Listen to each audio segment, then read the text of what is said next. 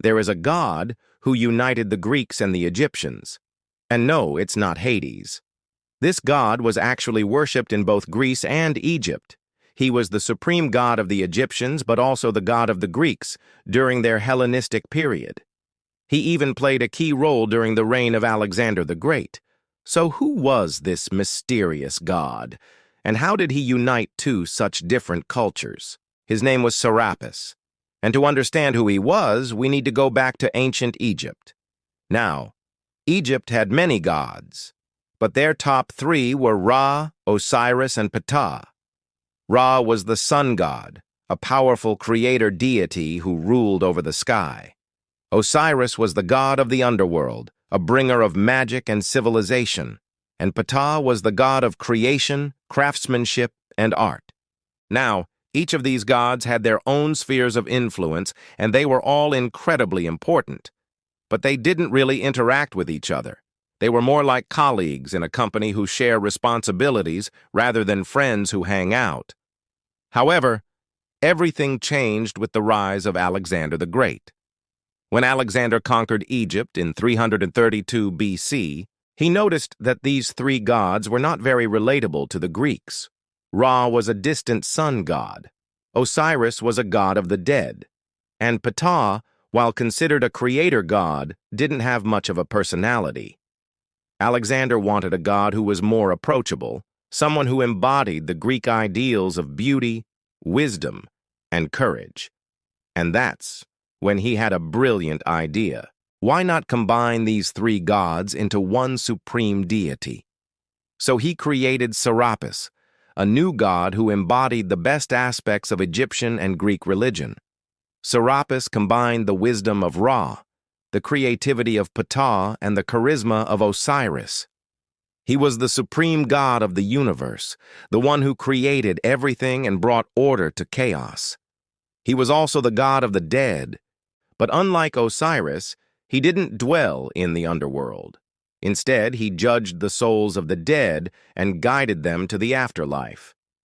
Finally, he was the patron of craftsmen and the arts, just like Ptah.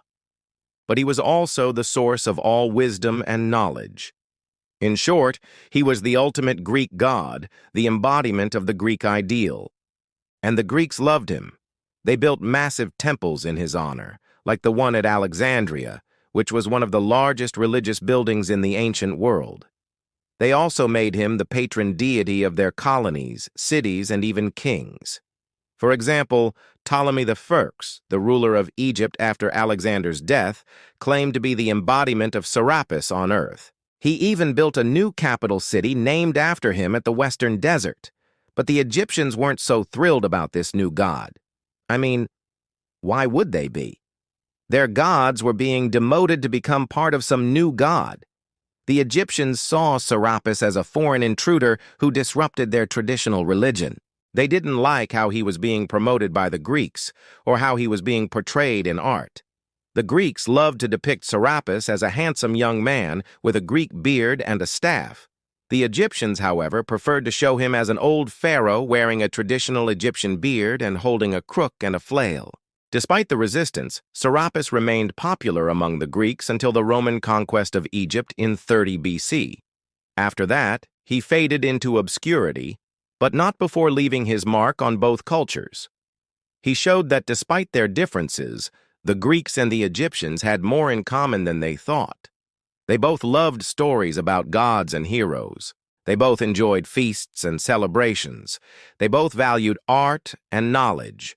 And most importantly, they both sought a better world where good triumphed over evil. Maybe that's why Serapis became the god who united the Greeks and the Egyptians. He represented the best of both worlds, the ideal fusion of cultures. He was the god of the pharaohs and the patron of the arts. He was the god of wisdom and the bringer of light. He was the god of the Greeks and the Egyptians, the god who embodied their dreams. And that's the end of Part 12.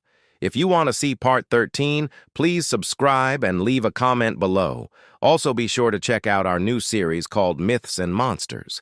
It's a spin-off channel where we tell stories about the most epic creatures from mythology. We have already uploaded 2 episodes and more are coming soon. So don't miss out. Click the link in the description to watch the first episode. It's the story of the first monster ever, the one who started it all. See you soon. If you enjoyed the video, don't forget to like, subscribe, and leave a comment telling us what topic you want us to cover next.